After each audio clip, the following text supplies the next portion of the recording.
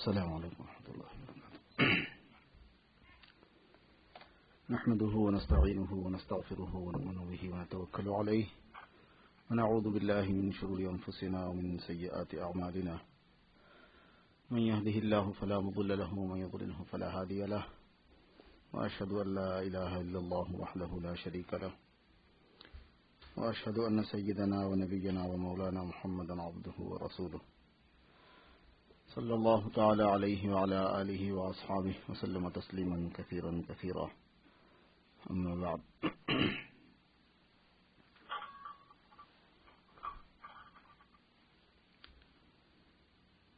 أعوذ بالله من الشيطان الرجيم. بسم الله الرحمن الرحيم. لقد من الله على المؤمنين إذ بعث فيهم رسولا من أنفسهم يتلو عليهم آياته ويزكيهم ويعلمهم الكتاب والحكمة وإن كانوا من قبل لفي ضلال مبين. صدق الله العظيم.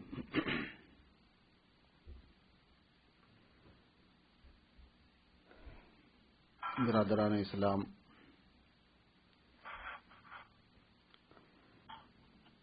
زمان اور مکان کے اعتبار سے جیسے جیسے نسبتیں ہوتی ہیں ویسے اثرات ہوتے ہیں. حضور پاک صلی اللہ علیہ وسلم کے چونکہ زمانے ولادت باسعادت اور اس دنیا میں جلوہ فروز ہونے کا وقت ماہ مبارک ربیع الاول ہے، اور وہی ایام تقریباً شروع ہو رہے ہیں، تو اہل تعلق کو یقیناً اس بارے میں ایک شورش ہوتی ہے، ایک ولولہ ہوتا ہے، رغبت ہوتی ہے. یوں تو سرکار کا ذکر مبارک اور آپ کے بارے میں سننے سنانے کا شوق ہر مسلمان کو ہر وقت ہی رہتا ہے، اور سال کے 12 مہینے رہتا ہے اور ہونا بھی چاہیے. لیکن بعض مرتبہ اشواق جو ہیں اس کے اسباب بھی ہوتے ہیں. اگر کوئی آدمی اپنے محبوب کے دیار کا سفر کر رہا ہو تو اس کے شوق کا، جذبے کا اثر الگ ہوتا ہے، حالانکہ پہلے سے بھی وہ اس کی یاد میں ہوتا ہے. ایسے ہی جیسے جگہ کا اثر ہے، ایسے وقت کا بھی اثر ہوتا ہے. اس لیے ذہن میں یہی بات آئی کہ شروعات جو ہیں وہ ذکر محبوب سے ہی ہو جانی چاہیے.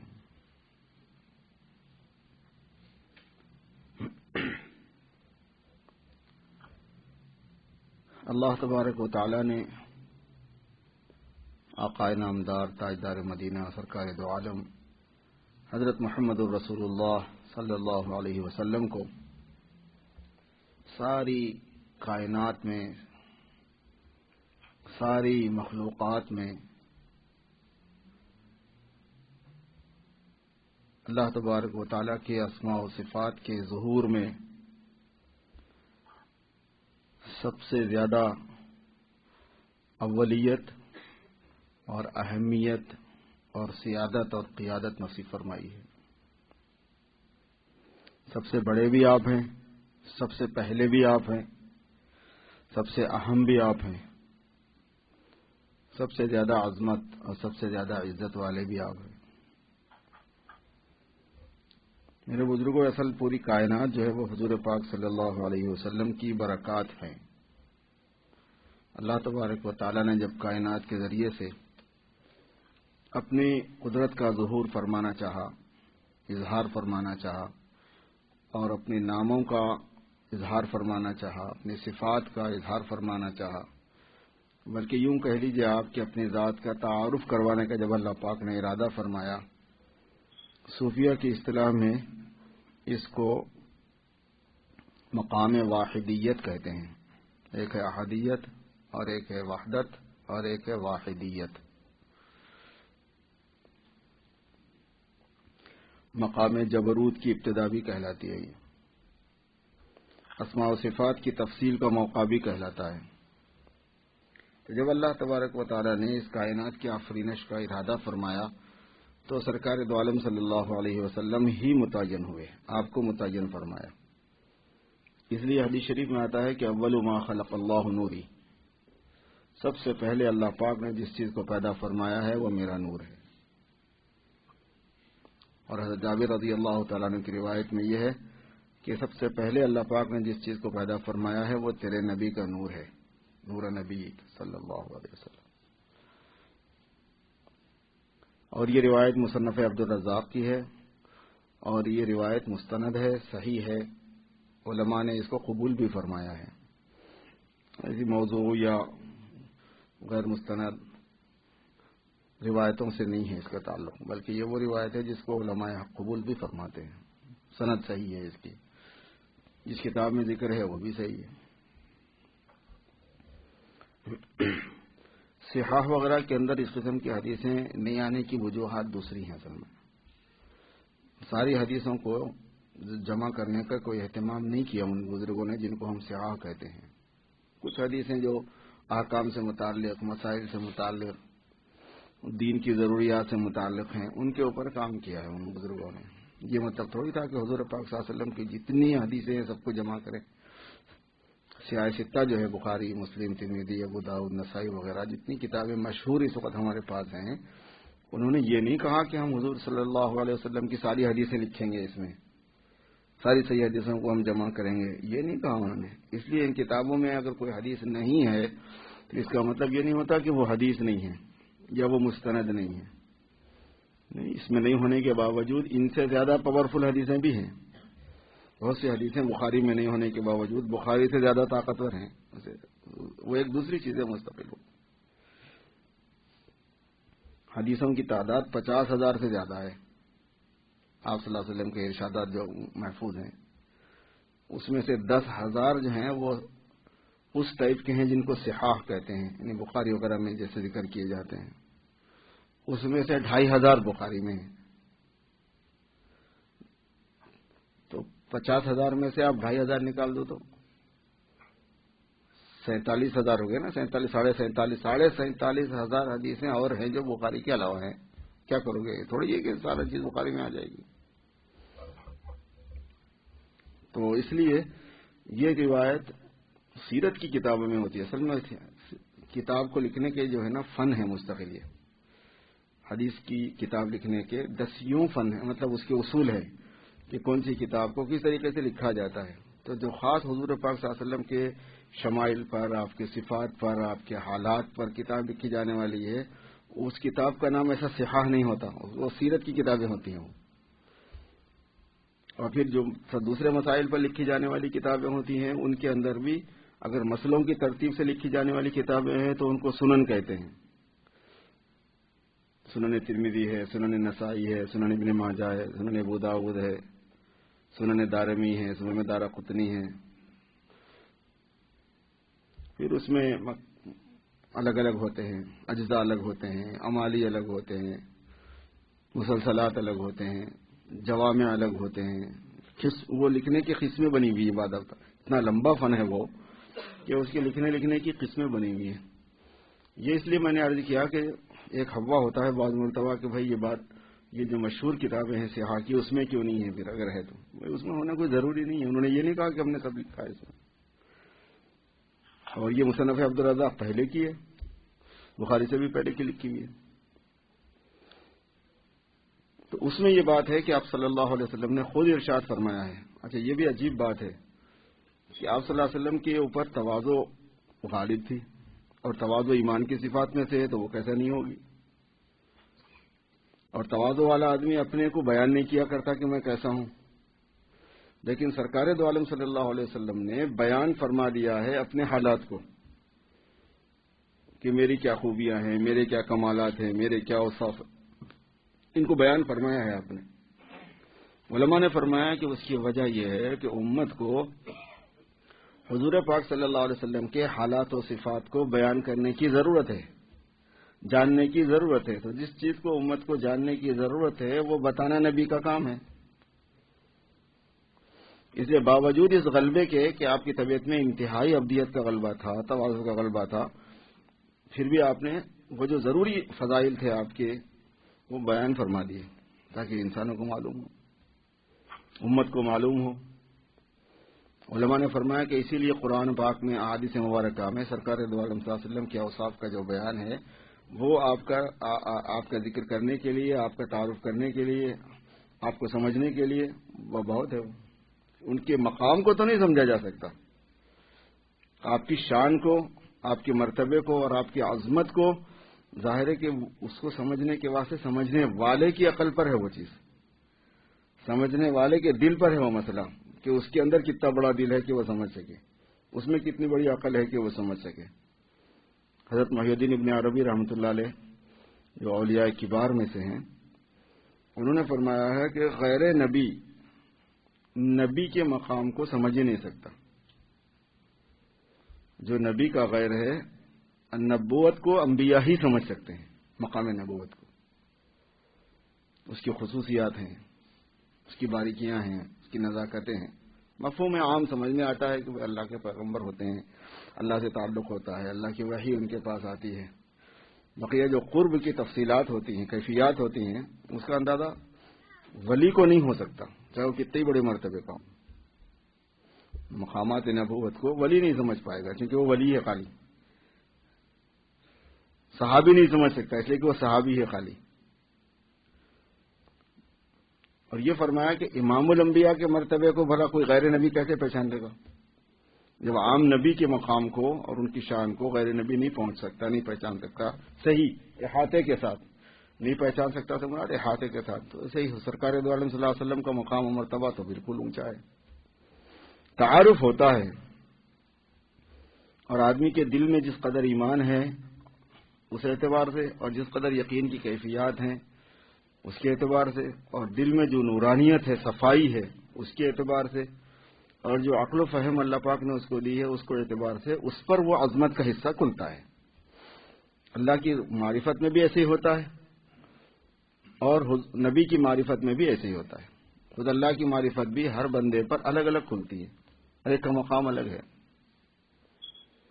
اللہ کی معرفت یہ نہیں ہے کہ وہ الفاظ کے ذریعے سے اللہ پاک کی معرفت کو پکڑ لیں گے، پہچان لیں گے۔ معرفت کا کھلنے کا راز اس پر ہے کہ صاحب یعنی معرفت والا جو ہے نا، اس کی فہم کیسی ہے، اس کی عقل کیسی ہے، اس کا ادراک کیسا ہے، اس پر ہے وہ چیز۔ یہی وجہ ہے کہ جتنے زیادہ ایمان میں معرفت میں کمال آئے گا اتنی اللہ پاک کی معرفت میں اضافہ ہوگا، اور اتنے نبی کی معرفت میں اضافہ ہوگا۔ حق تعالیٰ جل جلالہ امن والہ نے سرکار دو عالم حضرت محمد الرسول اللہ صلی اللہ علیہ وسلم کی بڑی عظمت بنائی ہے، بڑا مقام بنایا ہے۔ اور اصل یہ ہے کہ کائنات میں سب سے زیادہ اشرف اور سب سے زیادہ اعظم اور سب سے زیادہ انور اور سب سے زیادہ محترم اور عزت والی شخصیت وہ جناب رسول اللہ صلی اللہ علیہ وسلم کی۔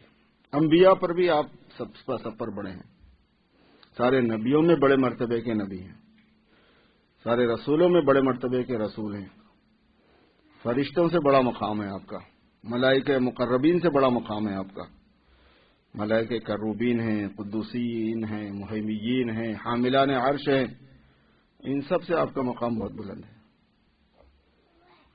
ایک مرتبہ ایسے ذکر چل رہا تھا کسی بزرگ کی مجلس میں، جبرائیل علیہ السلام کا، حضور پاک صلی اللہ علیہ وسلم کا، اور بعض لوگ اندازہ ایسے ہی کر لیتے ہیں کہ بھئی حضرت جبرائیل علیہ السلام بڑے مرتبے کے ہیں یا حضور پاک صلی اللہ علیہ وسلم بڑے مرتبے کے۔ ان بزرگ نے فرمایا کہ بھئی جبرائیل علیہ السلام نے حضور صلی اللہ علیہ وسلم کے در دولت پر 24,000 مرتبہ حاضری دی ہے، 24,000 مرتبہ آپ کے دروازہ انہوں نے کھٹکھٹایا، آپ کے دروازے پہ حاضری دی ہے۔ مقام کو کہاں کمپیئر کرنے جا رہے ہو بھائی؟ خادم ہے وہ تو، خادمیت کی شان میں آپ صلی اللہ علیہ وسلم کا مرتبہ بہت اونچا، بہت بلند ہوتا ہے۔ سارے نبیوں پر اللہ تبارک و تعالیٰ نے یہ فرض فرمایا تھا کہ وہ حضور صلی اللہ علیہ وسلم پر ایمان لائیں، اور سارے نبیوں کے ذمے یہ تھا کہ اپنی امت کو حضور صلی اللہ علیہ وسلم کا تعارف کروا دیں اور یہ بتا دیں کہ ہماری غیر موجودگی میں جب اگر آئیں تو ان پر ایمان لانا، موجودگی میں آئیں تب تو لانا ہی لانا ہے، لیکن جب ہم موجود ہوں گے اور آپ تشریف لے آئے تب تو ہم خود ہی بتا دیں گے، لیکن اگر ہم نہیں رہے اور آپ آئے تو تم لوگ ایمان لانے میں کوتاہی نہیں کرنا، قرآن پاک میں یہ ہے کہ یہ وعدہ انبیاء سے اللہ تبارک و تعالی ہر نبی سے لیے ہیں. وَإِذْ أَخَذَ اللَّهُ مِيثَاقَ النَّبِيِّينَ لَمَا آتَيْتُكُم مِّن كِتَابٍ وَحِكْمَةٍ ثُمَّ جَاءَكُمْ رَسُولٌ مُّصَدِّقٌ لِّمَا مَعَكُمْ لَتُؤْمِنُنَّ بِهِ وَلَتَنصُرُنَّهُ قَالَ أَأَقْرَرْتُمْ وَأَخَذْتُمْ عَلَىٰ ذَٰلِكُمْ إِصْرِي قَالُوا أَقْرَرْنَا قَالَ فَاشْهَدُوا وَأَنَا مَعَكُم مِّنَ الشَّاهِدِينَ. یاد کرو اس وقت کو جب اللہ تبارک و تعالیٰ نے نبیوں سے وعدہ لیا ہے. وَإِذْ أَخَذَ اللَّهُ مِيثَاقَ النَّبِيِّينَ. اور یہ فرمایا بھی ہے کہ لما آتیتکم من کتاب و حکمہ، چونکہ میں نے تم کو کتاب اور حکمت دی ہے اس لیے یہ وعدہ میں تم سے لے رہا ہوں. مطلب یہ ہوتا ہے کہ بعض مرتبہ وعدہ لینے کے لیے یہ بھی دیکھا جاتا ہے کہ وعدہ لینے کی قابلیت کتنی ہے.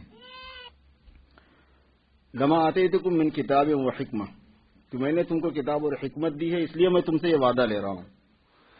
ثم جاءکم رسول مصدق لما معکم، پھر تمہارے پاس وہ رسول آ جائیں جو تصدیق کرنے والے ہوں اس کتاب کی جو تمہارے ساتھ ہے. لَتُؤْمِنُنَّ بِهِ وَلَتَنصُرُنَّهُ، تو تم ایمان لاؤ گے ان پر اور ان کی مدد بھی کرو گے. قَالَ أَأَقْرَرْتُمْ وَأَخَذْتُمْ عَلَىٰ ذَٰلِكُمْ إِصْرِي، فرمایا کہ کیا تم کو اقرار ہے اس بات پر اور یہ وعدہ تم مجھ سے کرتے ہو؟ قَالُوا أَقْرَرْنَا، سب نے کہا کہ ہم اقرار کرتے ہیں، سب نبیوں نے کہا کہ ہم اقرار کرتے ہیں. قَالَ فَاشْهَدُوا وَأَنَا مَعَكُم مِّنَ الشَّاهِدِينَ، فرمایا گواہ رہو میں بھی گواہوں میں سے ہوں. اللہ پاک نے خود اپنے کو بھی گواہ بنا دیا اس میں کہ یہ وعدہ میں جو تم سے لے رہا ہوں اس میں میں خود گواہ ہوں کہ یہ وعدہ میں نے تم سے لیا ہے. اب جس معاملے کے گواہ خود اللہ رب العزت ہوں گے، آپ اندازہ فرمائیے کہ اس معاملے کی کتنی اہمیت ہے. یہ اس لیے بتائی جاتی ہے چیز کہ اپنے نبی کے بارے میں، حضور صلی اللہ علیہ وسلم کے بارے میں جتنے زیادہ بلند سطح سے ذہن میں عظمت کا ارتکاز ہوگا، بیٹھا ہوا ہوگا، جتنی زیادہ شان آپ کے دل میں بیٹھی ہوئی ہوگی، رفع مرتبہ رفع شان آپ کا دل انسان کے دل کے اندر ہوگا، اتنا ہی آدمی کے ایمان میں ترقی بھی ہوگی اور اتنا ہی آدمی کے لیے اتباع میں سہولت بھی ہوگی اور اتنی ہی آدمی کے اتباع کا اس کو ثواب بھی ملے گا. کیونکہ یہ ایمان سے تعلق رکھنے والی چیز ہے. جیسے اللہ پاک کی ذات و صفات کو جس معیار سے آدمی سمجھا ہوا ہوگا اس معیار سے اس کے عمل کی قیمت مقرر ہوتی ہے. یہ عجیب بات ہے. مثلا اب جمعہ کی 2 رکعت ہم بھی پڑھیں گے، جمعہ کی 2 رکعت اللہ والے بھی پڑھتے ہیں، جمعہ کی 2 رکعت صحابہ بھی پڑھتے تھے، جمعہ کی 2 رکعت نبی بھی پڑھتے تھے. سب کا ثواب ایک ہی تھوڑی ہے. تو یہ جو فرق ہوتا ہے یہ کس چیز سے ہوتا ہے؟ عمل کی جو قیمت ہے آخرت میں وہ آدمی کے ایمان کی قوت کے اعتبار سے مقرر ہوتی ہے. آدمی کی معرفت کے اعتبار سے، معرفت کی مقدار اور کوانٹٹی کے کمیت اور کیفیت کے اعتبار سے اس سے صادر ہونے والے عمل کی قدر و قیمت ہوتی ہے. کیونکہ عمل تو صادر ہو رہا ہے آدمی کے دل کے تابع ہو کر، تو دل میں جو چیز بیٹھی ہوئی ہے وہ جس مقام کی ہے اس سے سرزد ہونے والا عمل اس مقام کا ہوگا. قرآن پاک میں ہے کہ حدیث شریف میں ہے کہ وما تجزون یوم القیامۃ الا بقدر عقولکم، تم کو قیامت کے دن جو ثواب دیا جائے گا وہ تمہاری عقل اور فہم کے اعتبار سے دیا جائے گا. ایک لا الہ الا اللہ محمد رسول اللہ کا پڑھ لینا عام آدمی کا ہوتا ہے، ایک صاحب معرفت کا ہوتا ہے. ایک سبحان اللہ و بحمدہ سبحان اللہ العظیم، یہ سبحان اللہ الحمدللہ پڑھنا عام آدمی کا ہوتا ہے. ایک عارف کا ہوتا ہے، یہ جو صاحب معرفت ہے. کیونکہ جب صاحب معرفت سبحان اللہ الحمدللہ کہتا ہے تو پوری کائنات میں ایک ذرہ بھی نہیں بچتا جو اس کے جملے کی لپیٹ میں نہیں آتا. سبحان اللہ میں اللہ کی پاکی کا بیان ہے، تو وہ اللہ تبارک و تعالیٰ کی پاکی کی جھاڑو ایسے پھیرتا ہے پوری کائنات کے اندر کہ حق تعالی شانہ پوری مخلوق سے سبحان، مخلوق میں پائے جانے والے عیب سے سبحان، پاک، سبحان منے پاک، مخلوق سے ریلیٹڈ جتنے امور ہیں کہ جو اللہ تعالیٰ کی شان نہیں ہے اس سے وہ پاک اور سبحان. ایک مرتبہ سبحان اللہ کہنا یہ نہیں ہوتا کہ وہ چھوٹا سا جملہ ہے، نہیں، ایک مرتبہ کا سبحان اللہ پوری کائنات کے اوپر سے ایک پھیرا ہے. اور ایک مرتبہ کا الحمدللہ جو ہے وہ پوری کائنات کو ثابت کرتا ہے. اس کے اندر جس کائنات کے جس ذرے میں جو خوبی، جو کمال، جو وصف، جو اچھائی ہے وہ اللہ کی طرف سے ہے. چاند و سورج کی چمک ہے وہ اللہ کی طرف سے، آسمانوں کی وسعتیں رفعتیں ہیں وہ اللہ کی طرف سے، دریا اور پہاڑ ہیں وہ اللہ کی طرف سے ہیں، ان کے اپنی خوبیاں اور خصوصیات ہیں وہ اللہ کی طرف سے ہیں۔ ایک الحمدللہ جو ہوتا ہے وہ پوری کائنات میں پائے جانے والے خوبیوں کو اور اوصاف کو اللہ کے لیے ثابت کرتا ہے۔ ایک سبحان اللہ جو ہے پوری کائنات میں پائے جانے والے نقائص اور معائب کو جو اللہ کی شان کے اعتبار سے ہیں سب سے اللہ کو پاک بناتا ہے۔ اسی لیے حدیث شریف میں ہے کہ سبحان اللہ نصف المیزان والحمدللہ تملؤہ، سبحان اللہ جو ہے وہ نام عمل کے آدھے کو بھر دیتا ہے، آدھا پلہ بھر ہو جاتا ہے جب اعمال تولے جائیں گے قیامت کے دن۔ والحمدللہ تملؤہ، اور الحمدللہ اس کو بھر دیتا ہے۔ اور اس کی تفسیر میں علماء نے یہی فرمایا ہے کہ جب اللہ تبارک و تعالیٰ سے تمام معائب کی نفی کر دی گئی، پھر اس کے بعد الحمدللہ میں اللہ تعالیٰ کے لیے چونکہ تعریف ہے، تعریف ہوتی ہے کمال اور خوبی پر، تمام خوبیوں کا اثبات کیا گیا، تو کائنات میں، پوری کائنات میں، آسمانوں میں، زمینوں میں، فضا میں، جو میں، کہیں بھی پوری کائنات میں کوئی جگہ بچی نہیں جس نے اس جملے نے جہاں متاثر نہیں کیا ہو، جس حصے کو اس نے لپیٹا نہ ہو اپنے سرکل میں، پوری کائنات میں نہیں جگہ بچی، تو اپنے میزان میں کہاں بچ جائے گی کچھ؟ سبحان اللہ، یہ بخاری شریف کی روایت ہے، سبحان اللہ نصف المیزان، کہ سبحان اللہ میزان کا آدھا ہے، میزان کہتا ترازو کو، والحمدللہ تملؤہ، الحمدللہ بھر دے گا وہ اس کو، او قال تملأ ما بین السماء والارض، یا آپ نے یہ فرمایا کہ آسمان و زمین کے درمیان کو بھر دے گا۔ تو ہوتا کیا ہے کہ ایک معرفت کے اعتبار سے سبحان اللہ الحمدللہ کہنا الگ ہے، ایک ریگولر کہنا الگ ہے۔ ایسے لا الہ الا اللہ کا کہنا اللہ پاک کی معرفت کے اعتبار سے، اور محمد الرسول اللہ کی گواہی دینا جناب رسول اللہ صلی اللہ علیہ وسلم کی معرفت اور عظمت کو پہچانتے ہوئے، تو جس درجے کی معرفت اور عظمت کو بندہ پہچانتا ہے، استحضار رکھتا ہے، اس اعتبار سے جب محمد الرسول اللہ کی گواہی دے گا تو وہ اس گواہی کا وزن بھی ویسے ہی ہوگا، عام الفاظ کے زمرے میں نہیں آئے گا وہ۔ اس لیے شان نبی کو اور رفعت ذکر کو آپ صلی اللہ علیہ وسلم کے مقام نبی کو اس لیے بیان کیا جاتا ہے، اور اسی لیے خود حضور پاک صلی اللہ علیہ وسلم نے اپنا تعارف کرایا ہے، تاکہ لوگوں کو معلوم بھی تو ہو کہ میں ہوں کیسا، اللہ نے مجھے کیا بنایا ہے، کیا دیا، اور لوگوں کو اطمینان بھی ہو اس کے ساتھ ساتھ۔ سارے نبیوں میں جتنے کمالات پائے جاتے ہیں وہ حضور پاک صلی اللہ علیہ وسلم کے نبوت کے کمالات کا فیضان ہے۔ حسن یوسف، دم عیسیٰ، ید بیضا داری، آنچ خوبہ ہمدارن تو تنہا داری۔ یوسف علیہ السلام کا حسن بھی، عیسیٰ علیہ السلام کا دم مارنا بھی، پھونک مارنا جس سے پرندہ زندہ ہو جاتا تھا، بیمار اچھا ہو جاتا تھا، حضرت موسیٰ علیہ السلام کا عصا اور ان کا ہاتھ جو معجزے کے طور پر انہیں حاصل تھا کہ بغل میں دیتے تھے اور روشن چمکدار ہو جاتا تھا وہ۔ حسن یوسف، دم عیسیٰ، ید بیضا داری، آنچ خوبہ ہمدارن تو تنہا داری۔ آنکھ بر تخت سیادت ازل جاداری، آنچ خوبہ ہمدارن تو تنہا داری۔ اے وہ ذات کہ جو سرداری کے تخت پر، جو قیادت کے تخت پر، جو سرداری کے تخت پر ازل سے فائز ہے، اللہ نے پہلے سے بٹھایا ہوا ہے، جتنی خوبیاں دوسرے پیغمبروں میں تھی ساری خوبیوں کے آپ جامع تھے۔ بلکہ اول ما خلق اللہ نوری کی روایت بتاتی ہے کہ آپ نے یہ فرمایا ہے کہ میرے نور کو بنایا، پھر اس کے 4 حصے بنائے، پھر ان 4 حصوں سے پوری کائنات کی تخلیق فرمائی، تو معلوم یہ ہوا کہ جو فزیکلی چیزیں ہیں، تھک والی چیزیں ہیں، مادی چیزیں ہیں، روحانی چیزیں ہیں، انسانوں کے علاوہ جو مخلوقات ہیں ان میں جو کمالات ہیں ان میں بھی فیضان نور نبوت کا ہے، اور جس کا میں ذکر کر رہا تھا ابھی کہ تمام انبیاء کے کمالات جو ہیں اس میں بھی فیضان حضور پاک صلی اللہ علیہ وسلم کے نور کا ہے، کیونکہ یہ تو حدیث شریف ہے اور بالکل واضح ہے۔ اس لیے اپنے دل میں سرکار دو عالم صلی اللہ علیہ وسلم کی عظمت اور محبت بڑھانا ہے، آپ کی شان کا بڑا ہونا اپنے ذہن میں بٹھانا ہے، تاکہ یہ ہمارا محمد الرسول اللہ اسی مقدار کے ساتھ ہو جائے، اسی کیفیت کے ساتھ ہو جائے، اسی نورانیت کے ساتھ ہو جائے۔